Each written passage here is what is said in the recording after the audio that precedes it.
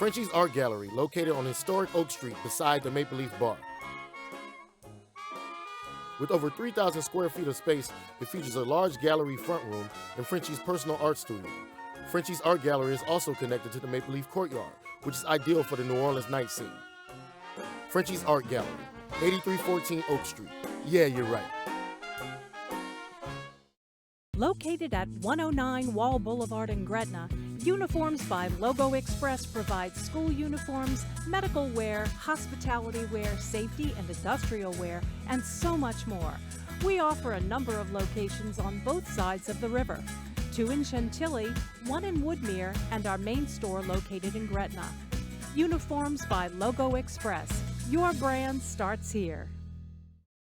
The owners of the Delachey's Wine Bar on St. Charles Avenue have opened up their newest creation uptown on Maple Street called Chez Delachey, a new local wine bistro featuring a larger menu of small and large plates, a brighter atmosphere, and full table service. Additionally, patrons can enjoy a large patio out front as well as an extensive wine list offering selections from around the world. It's Chez Delachey, 7708 Maple Street between Carrollton and Broadway. Here's the bottom line.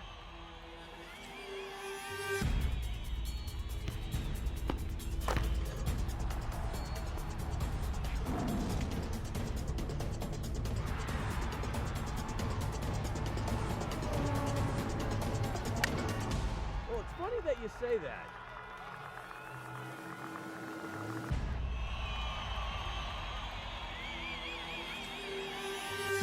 Let me tell you.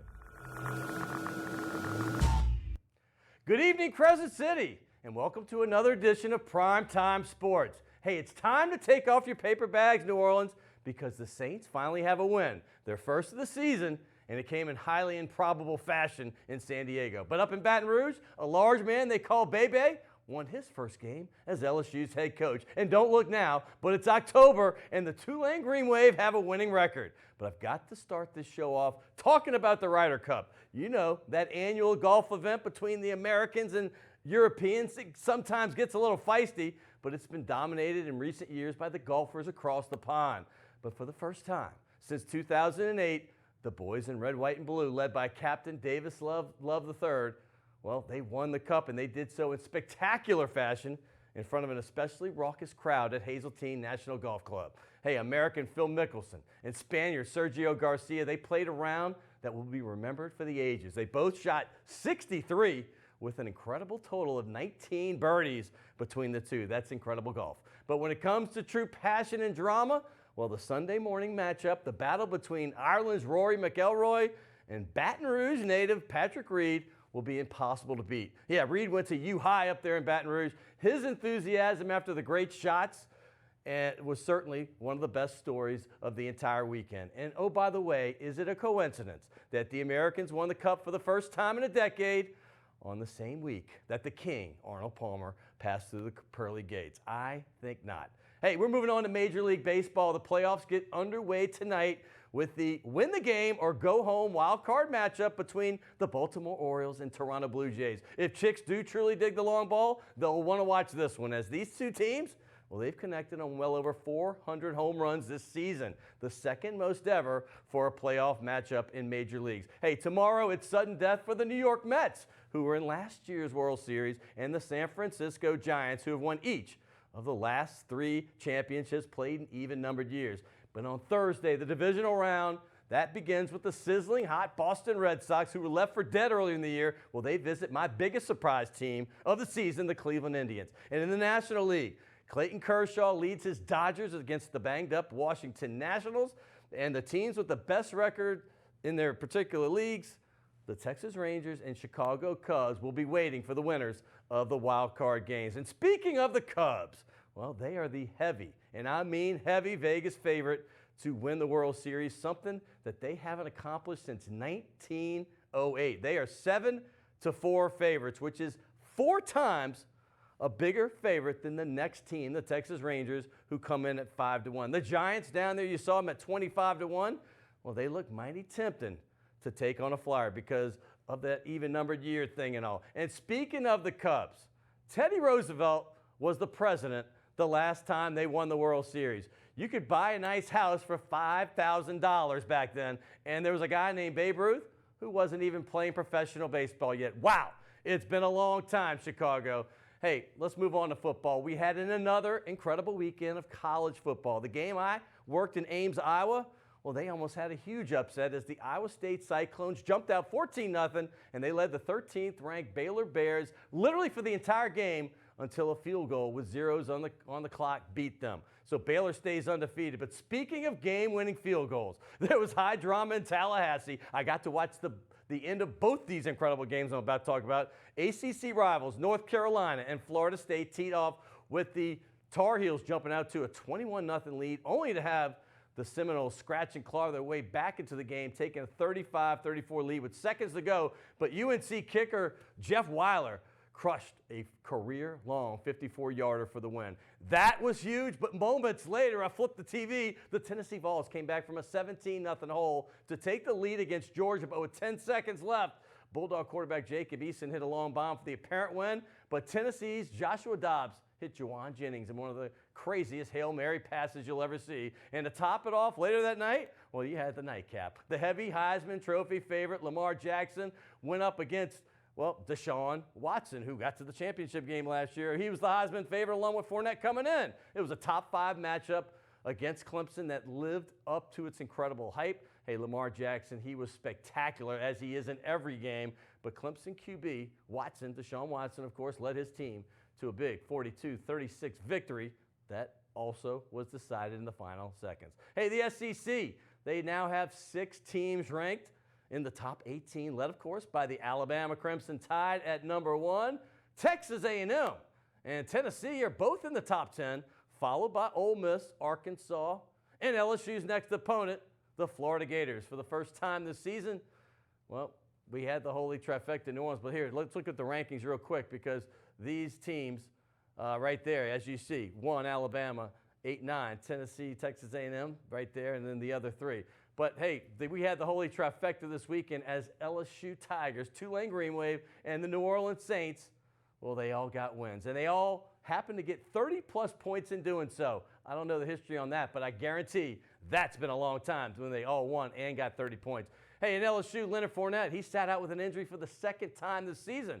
But his replacement, Darius Geis, got 160-plus yards and 3 touchdowns, all in the first half.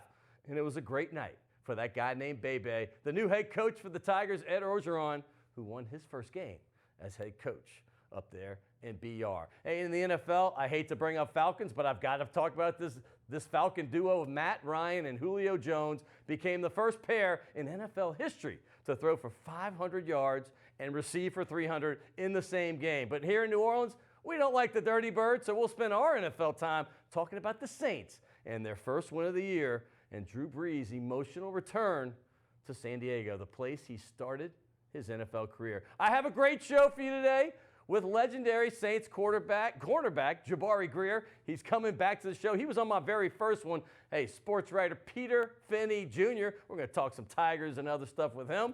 And Tulane beat man Guerry Smith. And hey, for the first time since I started doing this show, well, we're going to talk fantasy football because I have the best. Trust me on this. Nick Garisco.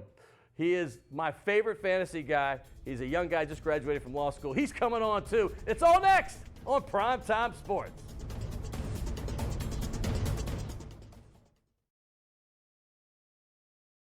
St. Jude Children's Research Hospital is literally saving kids' lives. It's a very special place, friendly place. To see the kids that they're helping on a daily basis was unbelievable. Families never receive a bill from St. Jude. Discoveries made at St. Jude are freely shared. The hardest cancer cases in the world go to St. Jude. We won't stop until no child dies from cancer. Join us. Join us in supporting Hoops for St. Jude. Visit stjude.org/hoops to find out how.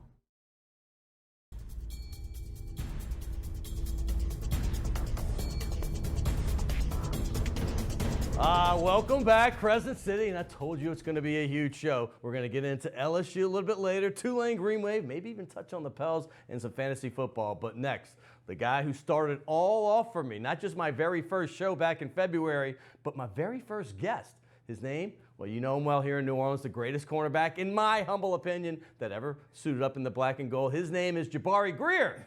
And he is now, he's about to do it. He was about to clap. But welcome back, man. Hey, thank you for having me, man. It's been awesome. I've always enjoyed coming back here. And I got to tell you, I'm fanning out a little bit because I'm a public access fan. When it comes to television, when it comes to radio, WLAE, I love being here. Well, NPR is public radio, and obviously, we are I'm public a huge television. NPR fan. I wouldn't say public access. I don't like that word, but public but yeah, that kind of thing. But it's great. I appreciate you, man. And I know the first time, it was my first segment. I was a little more nervous than I am now. I think I'm kind of back in the grind now that I've been back in for the first time in a dozen years. But, man, I first of all want to get to with you is, well, A, what you're doing now. Yeah. Because there's a couple of things. You're back in school as a student, taking accounting at Tulane. I love it. Roll Wave. And then you were also working for TSN, the Sports Network. Kind of fill us in on what that's about. Well, I would start back with what I'm doing collectively. There's a lot of things going on. As a retired player, you go through that transition where I don't want to do anything. I just want to sit on the couch and wait. Yeah, for about a year. Then the wife said it's time to get up and do something. But then I just, as a competitor, as a professional competitor, I started just piling my plate on. So I became. I'm an analyst, network analyst for TSN, which is the ESPN affiliate in Canada. So I'm all over Canada. But nobody in the States can see it. Where do you I tape it here in New Orleans. Oh, that's good. I tape it via satellite. Because you were flying to Charlotte last year, I was, right? with the SEC Network. Yes, right. So I felt much more comfortable in professional football. I'm doing that right now.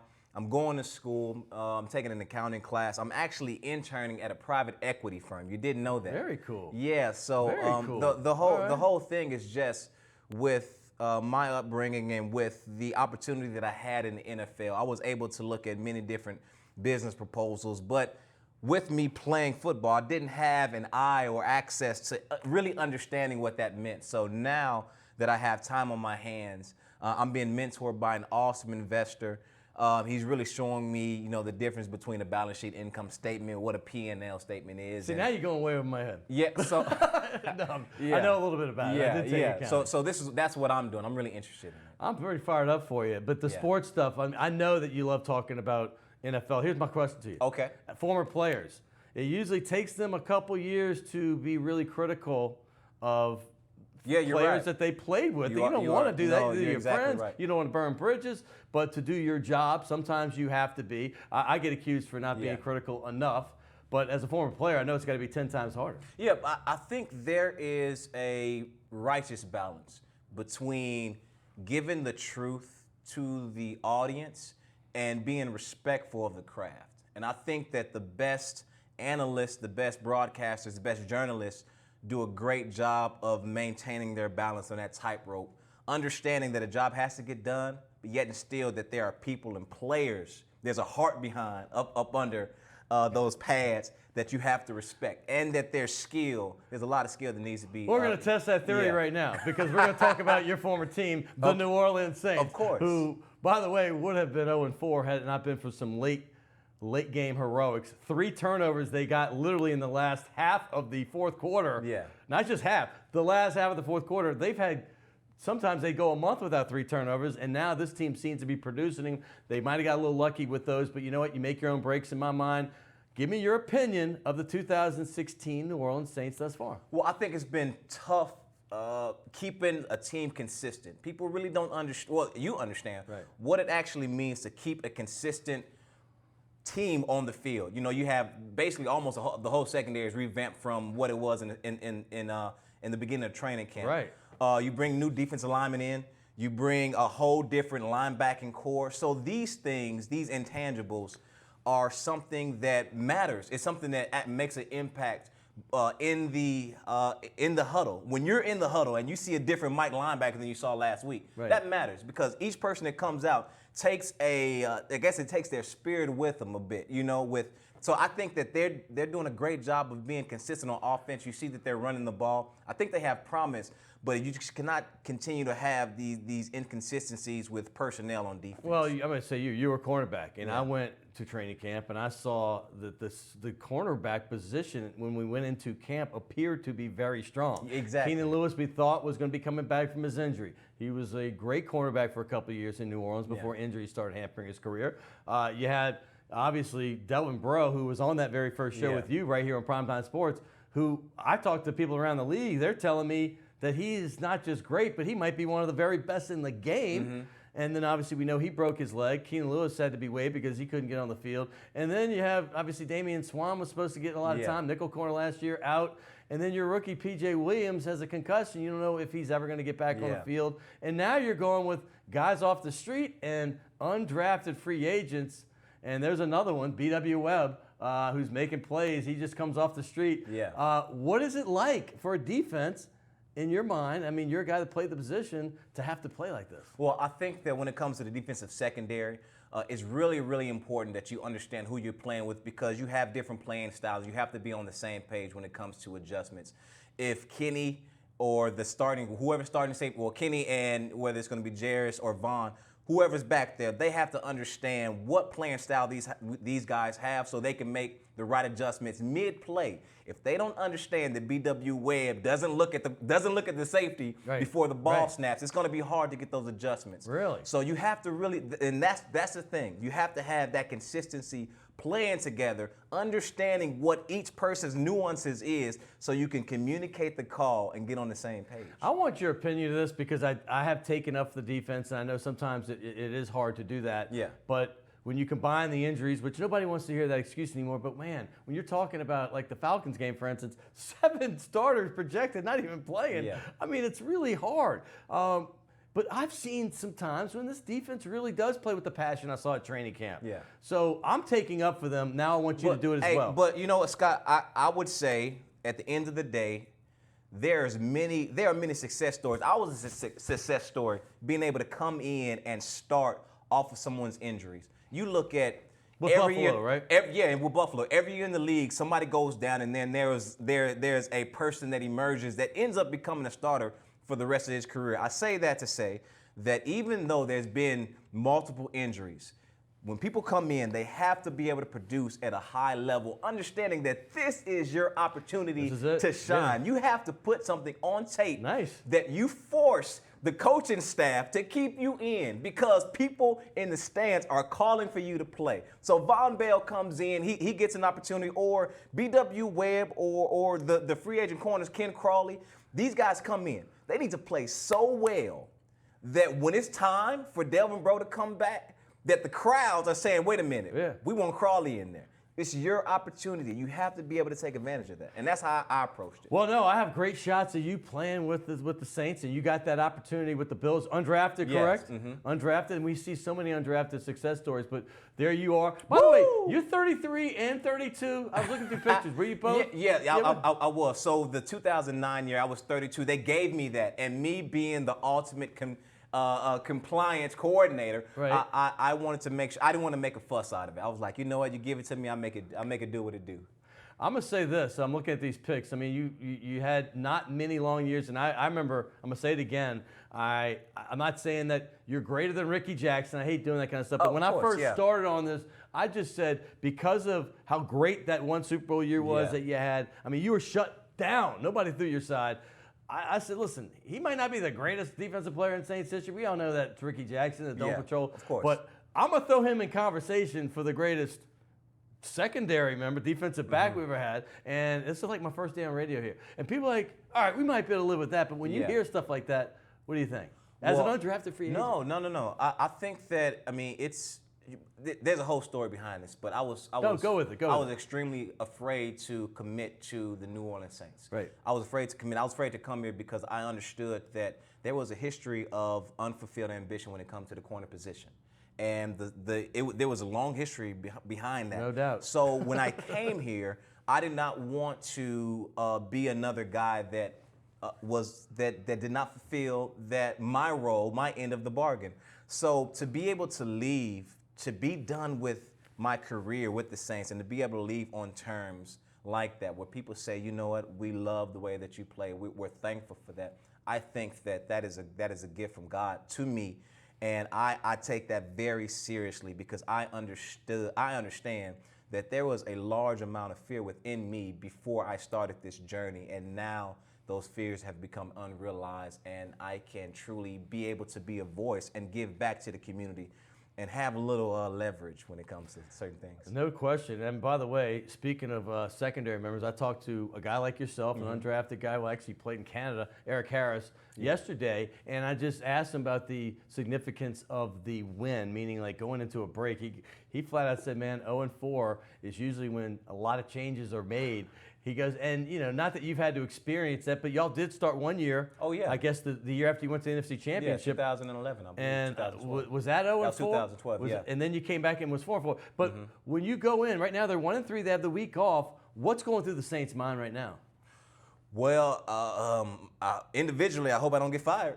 But they got the win. But still. Is there momentum going into the break at all? Well, I think that could, of course, a win's a win. You enjoy it. What's today? Tuesday? You enjoy it today, and you understand that, man, we've tasted it a bit. We've tasted last-second success. Because it's usually the other way. Yes, it's usually the other way. We've tasted last-second, fourth-quarter success, and we can win in close games. So you understand that. But you do ultimately keep the big picture in mind. We're 1-3. No doubt. Yeah, this means nothing. We have a lot of work to do, and I hope that going back, I get to enjoy my off week, and I don't get that early call from Coach Payton telling me to come in on Wednesday. Yeah, right. Well, it's a week off. I mean, they got to buy, so maybe that helps. Yeah. But one thing I can say, another 1-3 team is the Carolina Panthers, and that's the one thing that I remember saying to everybody, and they said, you're nuts, Scott. I said, the Panthers will not win more than 9 games after going 15-1 last year and going to the Super Bowl. It's tough coming off of a Super Bowl year. You guys managed to win 11 games after y'all won. We started slow, though. Started slow, but the Panthers, I mean, are you thinking that this runs over? They got No, I think that it could be an issue if Cam is out for an extended period of time because they central their offense all around him and what he can do. They lean on him heavily on critical situations, and I think that they don't have the balance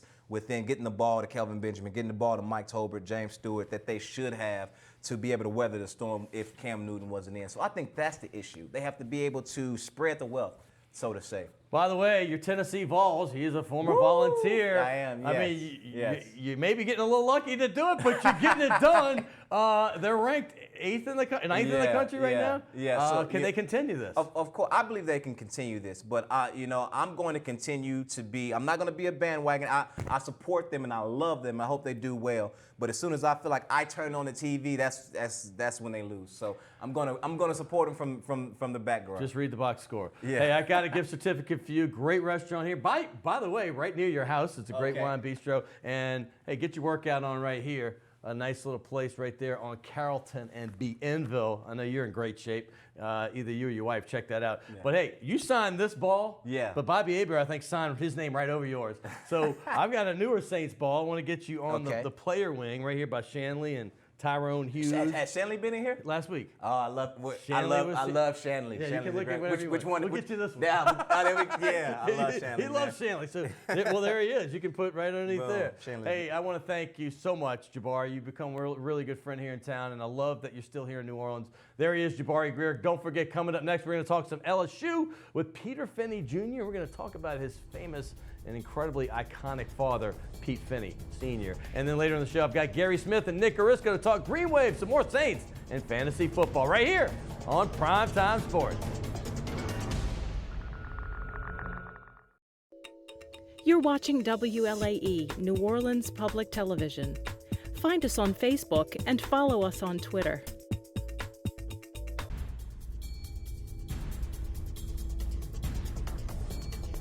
Hey, welcome back, New Orleans. We hit it off starting big with Jabari Greer. I want to thank him, but I can't wait for my next guest. If you're a kid that grew up in New Orleans, especially if you love sports, well, there was an icon that you knew very well. His name was Pete Finney, and he passed away August 13th at the age of 88, a true legend in this town. Well, I've become good friends over the years with his son, Peter Finney Jr., who's a great writer in town as well. He had a great relationship with his father. He wrote a book before his father passed away, right here, The Best of Peter Finney, legendary New Orleans sports writer, and that title couldn't be more correct or apt. Hey, welcome to the show, my friend. Thank you very much, Scott. I really appreciate it. Absolutely. And this book, in fact, I have to go get one. I don't have it yet, and I want it. But I got to say this. I mean, you grew up as the son of an icon here in New Orleans. I mean, I've wondered this about guys like you, maybe Harry Connick, who's who's famous around the world, but his dad, still in New Orleans, is more famous than him, the longtime DA, Harry Connick. But you guys grew up with famous dads. What's that like? It was a great experience. We got to go to games for free. You know, it was you would come home from St. Leo, the great school, in the morning, and at 3:30 on the front step was the state's item, and that's the first thing you'd go to read. And was that the green one? The green sheet. In the afternoon. The green sheet or the peach sheet, whatever it was.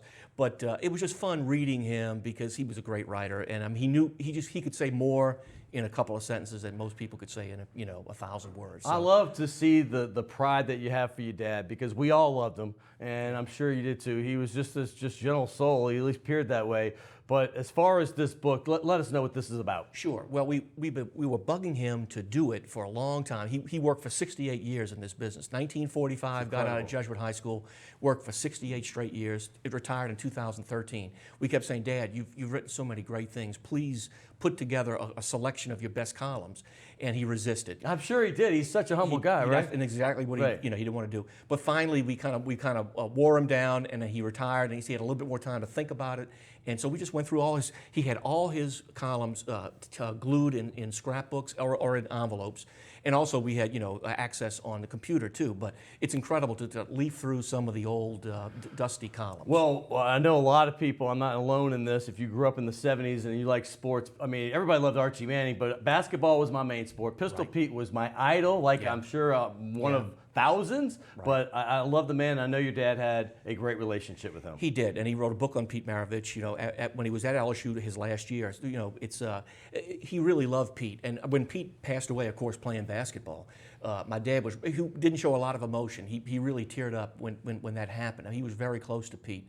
And he always thought Pete, not necessarily a pure shooter, but just in terms of just his passing ability, nobody surpassed him, and it would stand up today in today's game. I believe that. And I'm going to say one last thing, because I fight people all the time because they don't know, because they didn't have the championships, but the court vision, the ball handling skills, the passing and the shooting. I mean, he was, at his time, the best at all those in the game. He doesn't get recognized these days as much, but he's still a Hall of Famer and top 50 player all the time, and some say the greatest college player. Hey, what's up with these ostrich races? I mean, I know this is becoming, when I moved back, I was like, the fairgrounds is doing these ostrich races, but your dad had something to do with it. In the early days of the Saints, of course, they had 80,000 people at Tulane Stadium. Tommy Walker, who used to work for Disney and also in Hollywood, he was in charge of the halftime shows, and they always put these for the Saints. Yeah. And so they dreamed up a crazy thing. Let's do an ostrich race with Nut and Jeff on radio were against my dad, and there might have been one other person.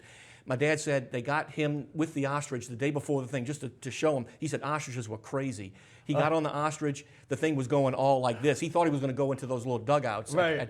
But he didn't win, but he was safe. Well, yeah, he lived. He lived. I He saw, survived. I've seen some recent stuff. I mean, the ostriches are crazy. That's right. All right, let's get to LSU. You were at the game in Baton Rouge. It's a significant game. Obviously, the first time in a dozen years that Les Miles was not on the sideline. They played a high-powered Missouri offense. People don't realize this. Number 4 in the country out of 129 D1 teams in passing.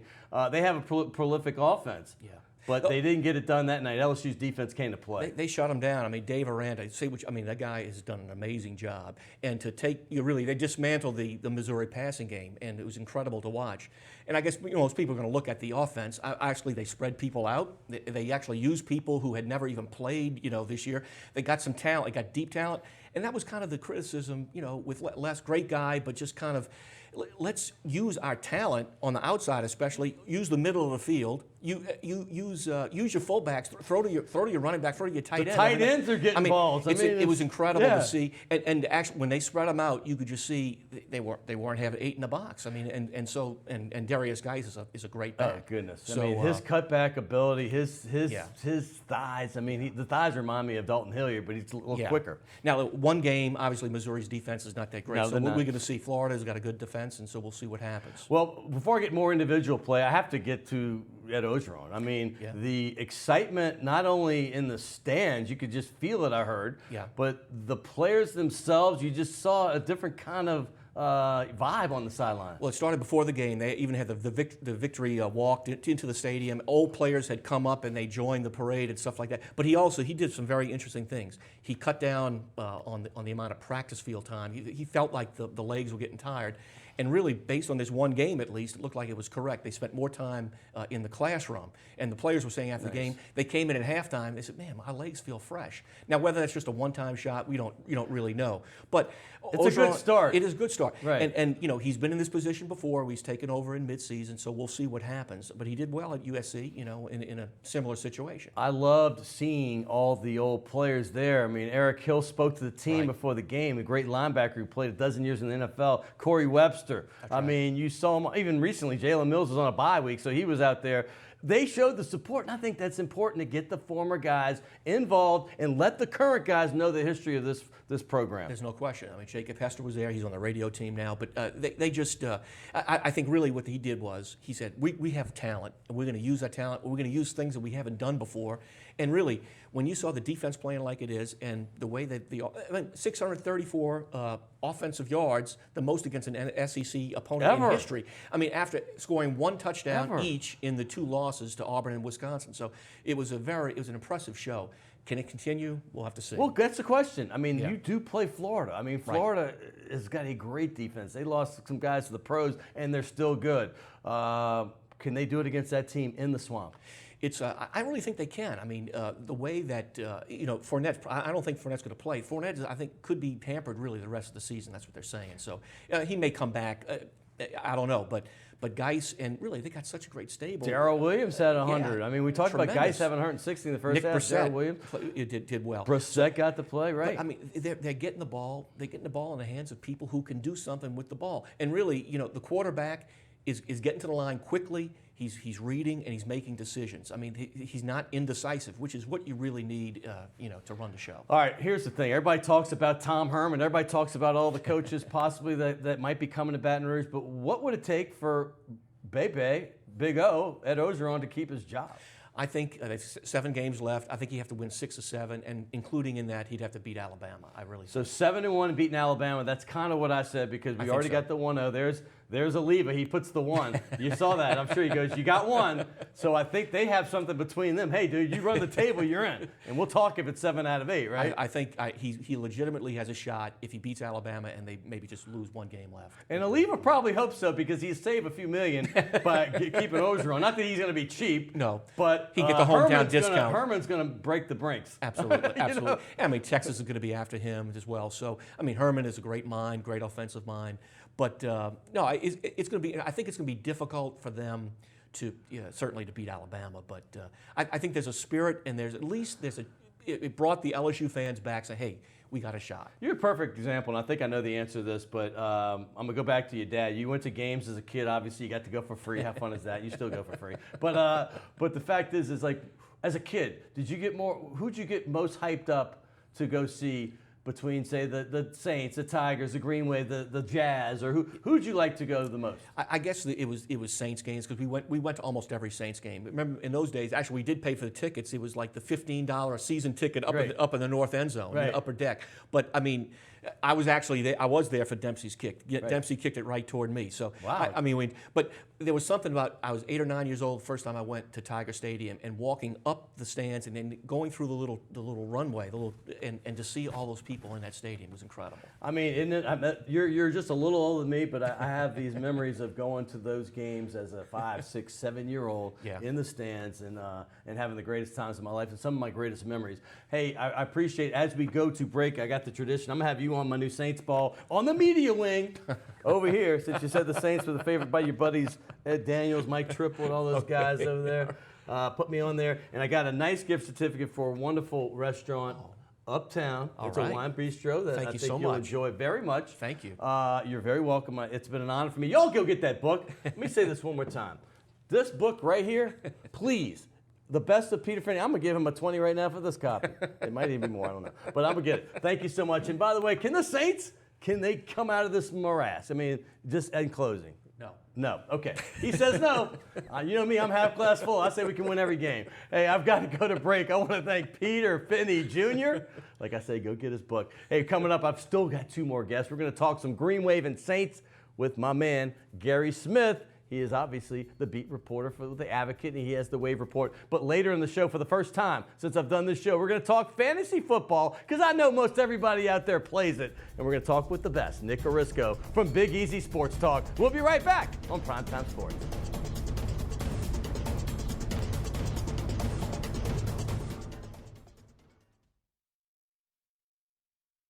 The mark of Legacy Kitchen is simple. We offer numerous dishes like chicken enchilada soup, prime filet and loaded baked potato, baby back ribs, and so much more. At Legacy Kitchen, we serve American fare, crafted cocktails, and we offer a great selection of wines by the glass. Metairie at Betts and Martin Berman, and in the Warehouse District at Chapatulas and Girard.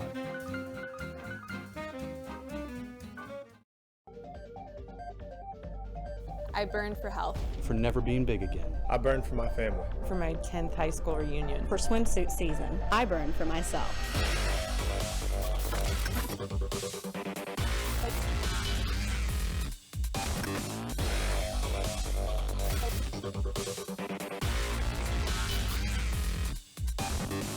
Orange Theory Fitness. Keep burning.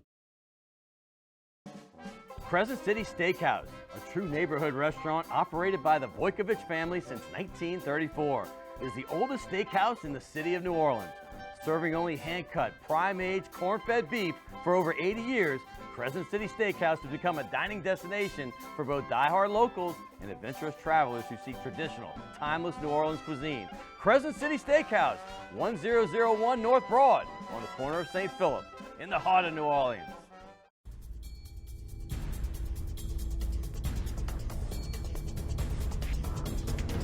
Welcome back to New Orleans. It was great talking to my man, Peter Finney Jr., and of course, Jabari Greer, who's always fantastic. But next, we're going to dig in to the Tulane Green Wave. By the way, it is the beginning of October, and they already have the amount of wins they had in each of the last 2 seasons. It's October, and Tulane has a winning record at 3-2, but conference play is going to start getting on further. We're going to see how they do, and I've got Tulane beat writer who does so much other stuff. First of all, he covers the Pelicans and the Saints for the Advocate, but his main gig is Tulane beat writer with the Advocate, of course, and he's also got the Wave Report, which he is the editor-in-chief, and he does everything with that. Welcome back to the show, Gary Smith. How you doing? Good to be back. Always. Well, let's just jump right into it, dude. I mean, the Tulane Green Wave, there seems to be a renewed spirit. We all love Curtis Johnson. I mean, I was a big fan, and I consider him a good friend. Love the guy.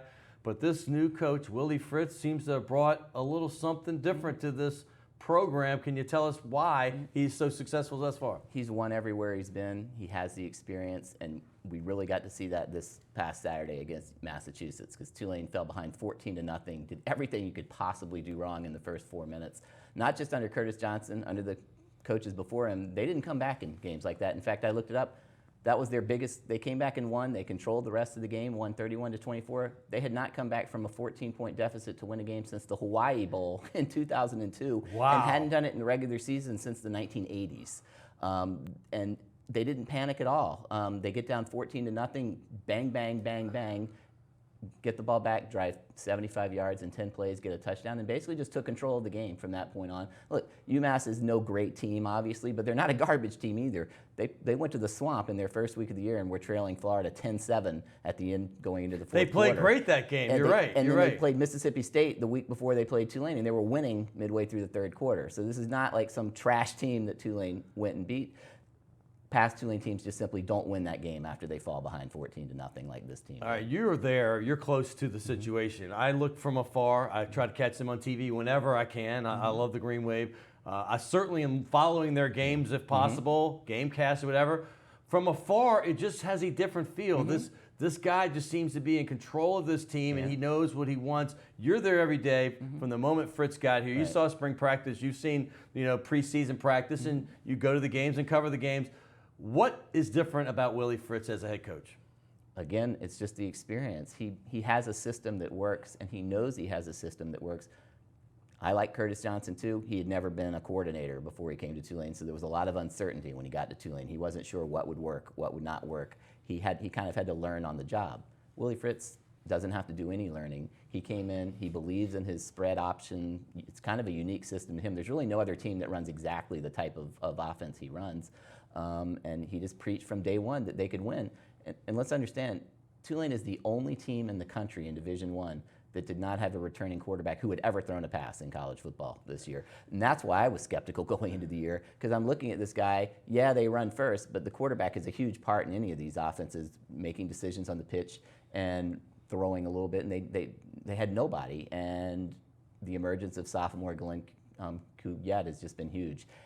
He seems very poised to me. I've been Yeah. pleasantly surprised, if not a little bit shocked, at how poised he is on the field and in interviews. I mean, he seems sharp. He's a reporter's dream. Let's just start with that. Yeah. He's the best interview of any Tulane player I've ever covered. Wow. But yeah, he's not a guy that you would see in terms of his skills would be a perfect fit for the Willie Fritz offense, because he's not a natural runner. He's never really used the option at all, having to pitch, make decisions like that. And in 5 weeks, you can just see his growth and maturity. And I think it's because he's so mature already beyond his years. He's really adjusted well to what they're doing, and now he's throwing well. He's running the option well. He's getting a sense that he is a leader back there. He is. Hey, as far as if Hurricane Matthew does not throw a curveball, Tulane is supposed to play at Central Florida on Friday night. Ironically, LSU's right down the road in Gainesville the next day. Yeah. But what can they do in conference play, in your opinion? They had Navy on the ropes. They had 14-13 lead. They missed a field goal that would have given them a 4-point lead. They ended up losing by a touchdown to a pretty good Navy team. Can they win as many as they lose in this conference? I think they can. I think Houston, obviously, that's going to be a tough one for them. Yeah, on let's the call road. that no.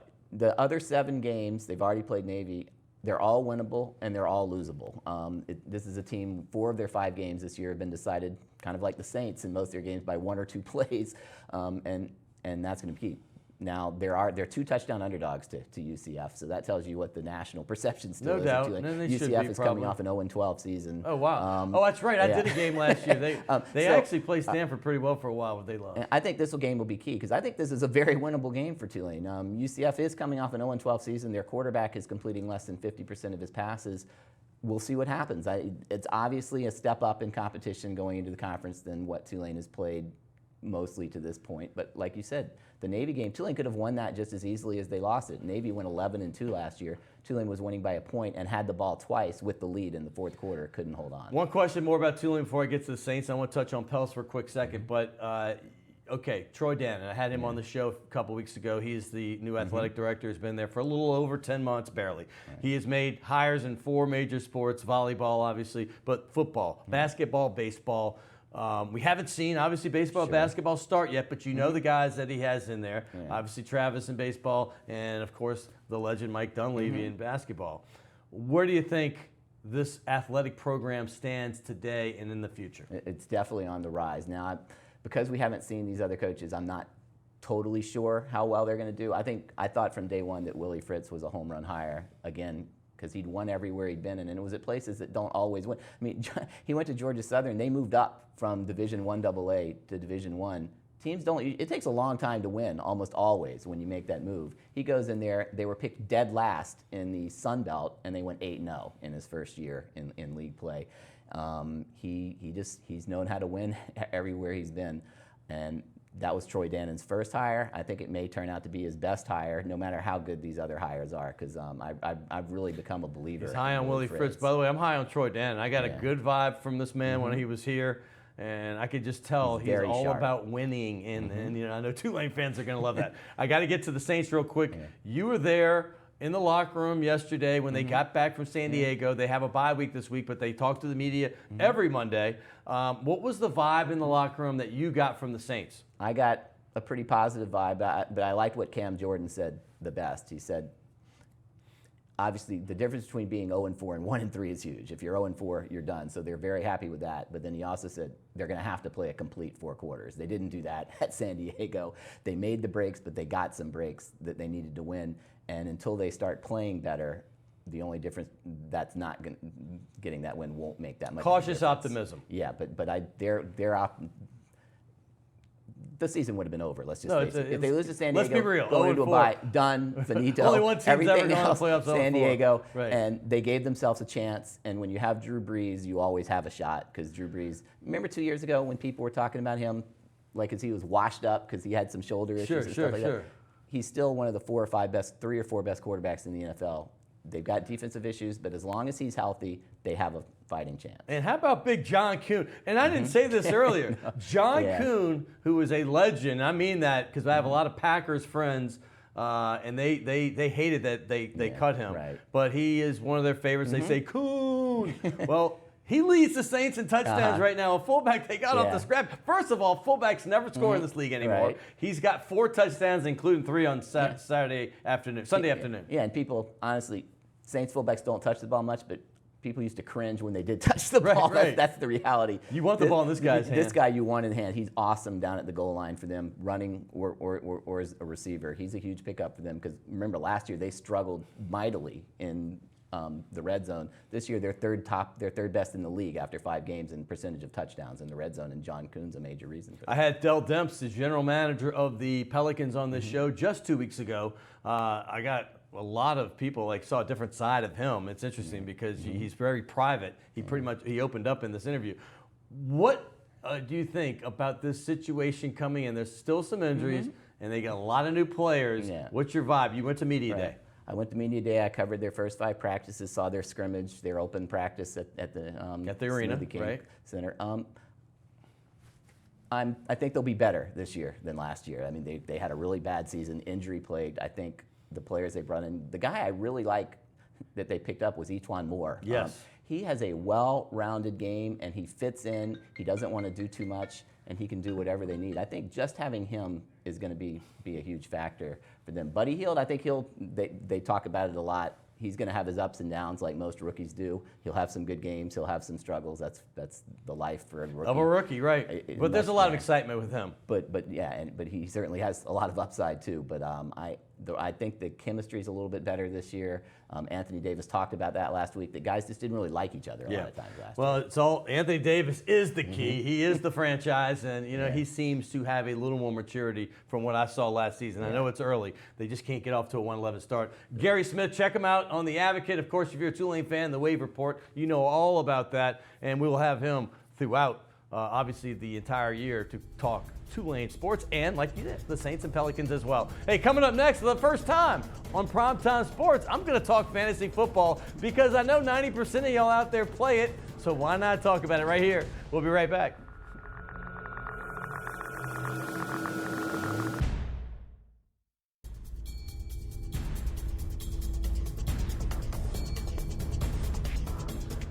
Well, I've been doing it for 30 years, but it has taken over in the last decade or so. Fantasy football has gotten giant. I started doing baseball in the 80s, picked up fantasy football around 88, and then I kept doing it, and I was passionate with some people, been in leagues for 25 years with certain groups, but it has gotten so big. And I wanted to, on my radio show, I used to have Nick Orisco, my next guest from BigEasySportsTalk.com. He would come on and talk fantasy, and I was getting guys from across the country. But this guy is better. He's younger, got a fresher look, and he's awesome. And it's the first time on television for him, but I'm looking forward to this because he's going to tell you everything you need to know about fantasy, the breakout players, the flops, who to look out for. We're going to get into all that. But welcome to the show, Nick. Thanks, Scott. Good Thanks for having me. He was a live guest on radio with me a lot when I had my shows over at Deuce McAllister's restaurant and Wow and those places. But it's great to have you on TV. By the way, you got to check out Big Easy Sports Talk. I mean, it is down to the T. I mean, the people give the starts and not starts. He does a couple times a year. He was doing it regularly, but the guy's a Tulane Law graduate. He just graduated, went to LSU undergrad, Tulane Law, so he's a hybrid like me who loves them both. But let's get into fantasy right now. Let's do it. I love that you're wearing the LSU look right here. It looks good. Man, it's looking sharp for someone so young. But as far as this year, I hate to say it, but Matt Ryan was the player of the month in the NFL in September, and he went his first game in October and threw for over 500 yards. He looks spectacular. So when we talk about breakout guys, it's not like he's new, but he's always been good, but never considered great. But he's having a great season. Right. Not a lot of people expected Matt Ryan to even be a legitimate, starting quarterback in fantasy football. And now he's the top scoring player in all of fantasy football. He has multiple touchdowns in each game. Now he has faced the Saints for one, the defense is right. The defense, Carolina, Oakland, And the Saints, of course, he's faced some poor secondaries, but he's been able to take advantage, and Kyle Shanahan really has that offense running. Matt Ryan's the #1 scorer. Julio Jones just had 300 yards. I just happened to have Matt Ryan as a backup to Aaron Rodgers, and so, hey, Rodgers sat out, Matt Ryan, and a nice game. Hey, but there's another quarterback, not that he's a breakout because he's won a couple Super Bowls himself, but he's right there with Ryan as having a great season. Right. Ben Roethlisberger actually is tied with the most touchdown passes with 11 with Matt Ryan. He's only thrown 4 interceptions. And in every game except for one this season, kind of a clunker against the Eagles, Ben Roethlisberger has really kind of torn it up this season. And if you were to stop the season now, a quarter of the way through the season, Ben Roethlisberger and Matt Ryan would probably be your NFL MVPs, and they'd be close to the fantasy MVPs. Well, we have our own MVP down here. His name is Drew Brees. He does great things, and obviously that first game, he was on fire in that opener against the Raiders, not so much against the Giants. He's been pretty steady. Kuhn got all the touchdowns, it seemed, this past weekend. But Drew Brees, we're going to start talking about the Saints because they're always a potential big breakout game for a number of players. But talk about them individually, the Breeses, and everybody else that is eligible for fantasy football on this team. Right. Drew Brees had at a discount in drafts. As you know, this year, a lot of the masses kind of thought he was declining, and he was the 5th quarterback taken on average in fantasy drafts. He was my quarterback, too. The quarterback Drew Brees has had at least 32 touchdowns and at least 4,400 yards in 8 straight seasons. He's just a model for consistency. No one's been better in fantasy football in the last decade in terms of just not being a bust for any season. And he also, Drew Brees has benefited also by a defense who can't really stop anyone right now because of the injuries. It forces the Saints to throw, and when that happens, you kind of see a steady floor for Drew Brees because he's attempting, over 40 passes a game. And somebody that good, Drew Brees is still playing at an extremely high level. Someone that good, it just kind of sets a really high floor for Brees on a week-to-week basis. An example, in the 4th round, I had him in my other money league. He's sitting there, and I had to pick Drew Brees. If he's there in the 4th, I got him in a 12-person league. Hey, what about the other Saints? Kobe Fleener has had one good game, that Monday night game against the Falcons. He has not been the Jimmy Graham, or at least a close to even a Jimmy Graham that people thought he might be. Right, and I did fade Fleener in my draft guide this year. I wasn't really a big fan because... Well, there's a drop right there against the Giants. You see the picture right there. Right. The issue, of course, with Fleener is that historically in fantasy football, guys who get big money contracts and go to a new team don't usually thrive in that first season. And that's just something I kind of stay away from in fantasy football. It's just kind of a theory and mentality there. And whether it's because he just got paid, he lacks motivation, whether it's team chemistry issues with Drew Brees, maybe he doesn't fit in the scheme as like the Saints thought he did, maybe he's just not as good. But whatever it is, players, you just kind of usually avoid players in that first season. Now, I think he's going to be a great value next year. But Fleener, the thing is with him is he's actually getting the opportunities. As we see each week, he's actually targeted. He almost leads the league in tight ends for targets. You got to catch it, though. Right. He gets open all the time. And he also leads the league in drops for a tight end.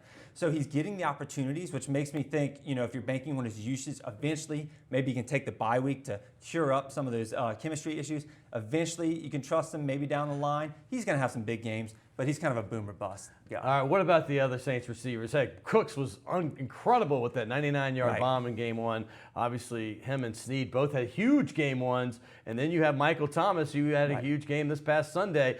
What do you think about these 3 guys? Right. Cooks has, like you just suggested, I was just about to say, Cooks has not had 70 yards or touchdown since that week 1 kind of thrashing of the Oakland Raiders.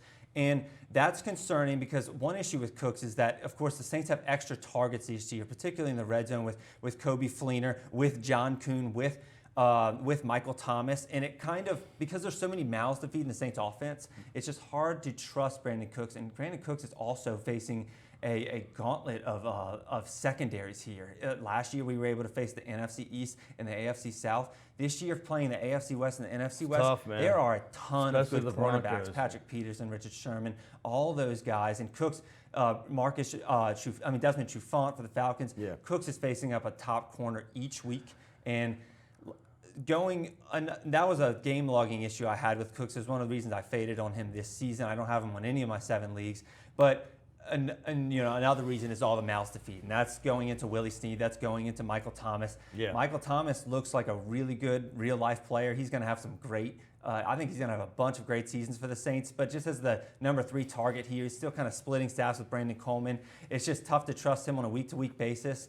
Willie Snead, I wouldn't be surprised if he leads the league. Leads the Saints in catches. Well, I took Snead. I told people get Snead in the mid-round and pass on Cooks because you're going to get the same production. And Mark Ingram, by the way, has had 2 really good fantasy games and 2 average wins. We'll move forward from the Saints because there's other guys I want you to talk about because there's people out there that are going to listen to you and get their opinions. But right now, some other breakout players in your opinion at running back and wide receiver. Who are some? Don't get into too much in detail, but just tell us who are some of these guys that maybe are a little bit surprising. DeMarco Murray really surprises me. I mean, he leads running backs in fantasy points right now. And remember, 2 seasons ago, he was fantasy's MVP. It just takes. Well, you were the one that was down on him going to the Eagles, and you were right because he didn't have much going on. He and the coach, it was some weird dynamic. But with the Titans early on, and with the threat of Derrick Henry, the Heisman Trophy winner, that's what I thought. And look what he's done. Right, and I thought Derrick Henry was going to take a lot of goal line, but we're also seeing LeGarrette Blount. LeGarrette Blount, right? He's been awesome. He was on my small board of the few small running backs that I was drafting late. Terrence West is kind of breaking out. Isaiah Crowell is another one for the Browns. Isaiah Crowell is 3rd in rushing right now. A lot of people don't realize that. Yeah. Hugh Jackson's done a great job with that running game. Yeah, and I mean that isn't it. I mean, there's some other guys. I know you like Melvin Gordon being one, but let's talk about wide receiver because there's a guy in Detroit that's blowing up. Marvin Jones just taking over the role of Golden Tate. Marvin Jones is 2nd in fantasy points right now behind Antonio Brown, of course. And he's also, I believe he leads the NFL in receiving yards right now. Marvin Jones has been phenomenal. And this is not a fluke. Marvin Jones is making some spectacular catches on the sideline. He has great balance. He's very athletic. Coming from Cincinnati, I know on your show you actually wanted Marvin Jones to be a Saint. But he did go for. You remember that? That was one of the guys I wanted free agent. Yeah, I said we need Marvin Jones. He's a very talented player. He did go for a very costly price, but he looks like he's worth it for the Lions. And another guy the Saints have to play twice a year, Mike Evans, is killing it in Tampa. He's a big, strong guy with nice speed. Right, and you're seeing Mike Evans here, Jameis Winston's go-to guy. You kind of see the decline of Vincent Jackson. And with Marvin Jones and Mike Evans, one of the benefits they have, as I alluded to earlier with Breeze, is that defense, the Tampa Bay defense and the Lions defense, their secondaries being as bad as they are, it is forcing these quarterbacks to throw. Now Stafford and Jameis Winston. Speaking of quarterbacks, who would have thought that the 3 undefeated quarterbacks, weren't even like setting their own team a week before. Carson Wentz, Dak Prescott, and Trevor Siemian. No, Dak's not undefeated. It's Carson Wentz, Sam Bradford, and then Trevor Siemian. They're all 4-0. Can this last? Are they any good in fantasy? But make it quick because I got to get to the flops. I wouldn't say they're reliable in fantasy football. I think Dak Prescott leads those guys in fantasy, but we don't know what's going to happen with Romo. But in terms of real life, the Vikings, if you've seen their schedule, they could literally I got lucky picking them as my fantasy defense toward the end of the draft. And they are, to me, with the Broncos, might be the 2 best defense in the league. Oh, I know. They are the Broncos of last season. When you pick them late, they lead the league in quarterback hits, quarterback hurries, and sacks. And they also have 3 defensive touchdowns already, which is huge for fantasy football. Kind of fluky, but huge. Should have had a 4th last night. The guy had his hands in the 4th quarter. I know. Could have been a pick 6 right easily. there. Yeah, the second-year guy, Kendricks, right? Right, from Eric UCLA. Kendricks. Hey, but real quick, I got to wrap, but real quick, some flops, anything out there? I mean, guys that just flop I mean, sure. Quickly, though.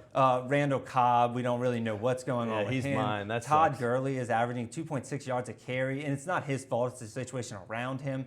Carson Palmer looks very inaccurate. I mean...